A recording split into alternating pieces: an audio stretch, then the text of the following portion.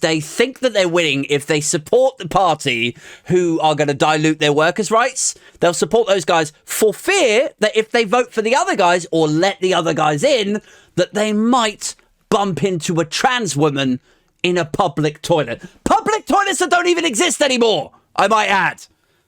It's like, oh, I better not let Labour in, or I might bump into a person that I'm statistically unlikely to bump into. And it's a person who I have no discernible way of telling if she was female by birth unless I follow her into the cubicle and personally examine her genitals in a fantasy venue that doesn't exist. And whenever I say this stuff, they're always like, oh, well, what about a gym changing room? It's like, oh, do you go to a gym, do you? No.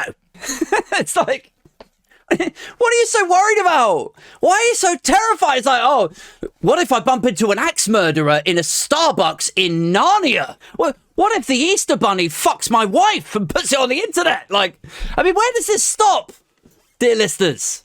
This sort of warped need to fantasize about situations and people that might somewhere pose a threat to somebody, you know?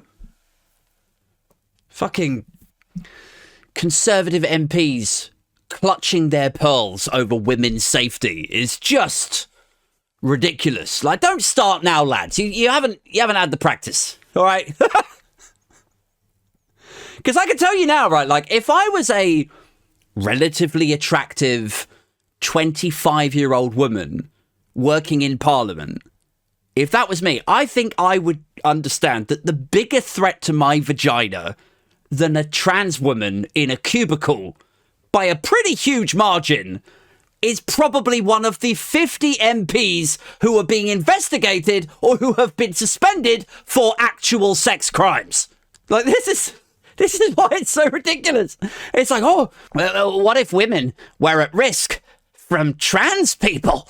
We're like, well, yeah, okay, look, that is a valid concern, maybe, you know? There might be a discussion to be had about that, Hugo. There could be, but it might mean more coming from someone who isn't doing the helicopter to his terrified secretary while making it. Can you put your dick away? You know, just tell Rob to cancel his NDA, tell Peter Bone and Pincher and Blunt and Warburton and all of the rest of them to just calm down the sexual harassment, the tractor porn and the rape allegations. And then once you've calmed all of that down, maybe then we pick up this conversation about women's safety, yeah? What do you think?